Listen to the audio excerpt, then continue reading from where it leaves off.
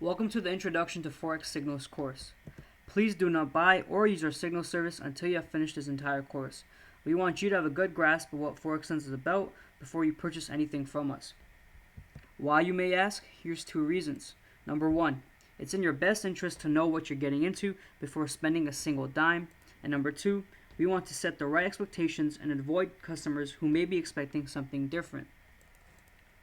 So what this course will cover, we'll cover four things. Number one, what are Forex signals? Number two, the pros and cons, the good, the bad, and the ugly. Number three, the right way to use Forex signals.